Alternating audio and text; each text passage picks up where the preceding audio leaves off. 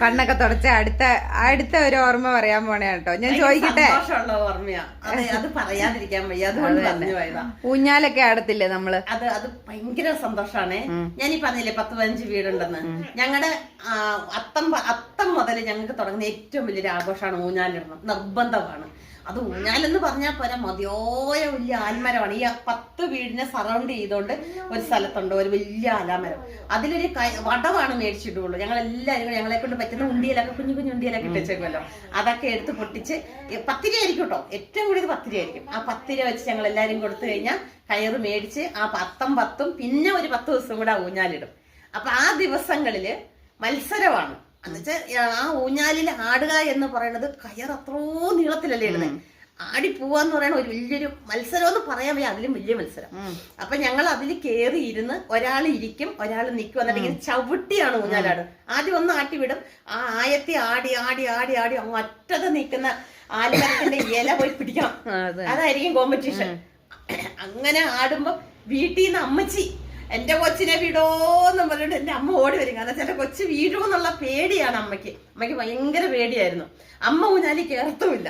അമ്മച്ചി അയ്യപ്പത്തോന്ന് വന്ന് വിളിച്ചോണ്ട് അമ്മേനെ പിടിച്ചു നിർത്തണം, എന്നിട്ട് ഞങ്ങളെ പിടിച്ചു നിർത്തണം, എന്നാലേ പറ്റുള്ളൂ. കാരണം ഞങ്ങൾ ആയത്തി പൊയ്ക്കൊണ്ടിരിക്കല്ലേ, അമ്മയ്ക്ക് ഭയങ്കര പേടിയാണ്. അപ്പൊ ഇങ്ങനെ ഞങ്ങൾ ആടിക്കൊണ്ടിരുന്ന് കഴിഞ്ഞപ്പോഴത്തേക്കും തിരുവോണത്തിന്റെ അന്ന് ഉച്ചഭക്ഷണം കഴിച്ചേച്ച് ഞങ്ങൾ എല്ലാവരും വന്ന് ഊഞ്ഞാൽ. അപ്പൊ മത്സരം തുടങ്ങാണ്. മത്സരത്തിന് തരുന്ന സമ്മാനം എന്താണെന്നറിയാം, ഒരു പടലപ്പഴം കേട്ടോ. എങ്കിലും ആ പഴത്തിന് വേണ്ടിയിട്ട് ഞങ്ങൾ മത്സരിക്കാൻ നിൽക്കുവാണ്. അപ്പൊ ഞങ്ങൾക്ക് അവിടെ ഒരു ആന്റപ്പൻ ഊഞ്ഞാല് പോലും ഊഞ്ഞാലേ ഇല്ല. എന്നുവെച്ചാൽ 4 സ്ഥലത്തുനിന്ന് ആൾക്കാർ വരും. 4 സ്ഥലത്തുനിന്ന് ആൾക്കാർ വരുന്നത് കൊണ്ട് ഞങ്ങൾക്ക് ആടെ ഇച്ചിരി കിട്ടുള്ളൂ. അപ്പൊ ഈ മത്സരമായതുകൊണ്ട് ഞങ്ങൾ നിൽക്കാം. അപ്പം തൊട്ടടുത്തൊരു ബേക്കറി ഉണ്ട്, കോവിൽക്കടവിൽ എന്ന് പറയുന്നത്. ആന്റപ്പൻ ചേട്ടനാണെന്ന് വെച്ചാൽ ചേട്ടൻ കല്യാണം ഒന്നും കഴിച്ചിട്ടില്ല, നല്ല സുന്ദരൻ സുമുഖനാണ്, കാണാനായിട്ട് നല്ല ചുള്ളനാണ്. ചേട്ടൻ വന്നിട്ട് അന്ന് ഇന്ന് 2 മക്കളെ വന്നു.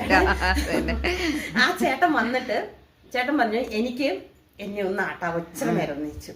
അപ്പം കോട്ടില് കുശുമ്പും കുന്നായ്മ ഉള്ളതും കാണുമല്ലോ, ചേട്ടൻ ഈ വീഡിയോ കാണുന്നുണ്ടാവും. അപ്പൊ ആന്റപ്പൻ ചേട്ടൻ ചേട്ടൻ ഷുവറാണെ കണ്ടാൽ ചേട്ടന് മനസ്സിലാവും സംഭവം.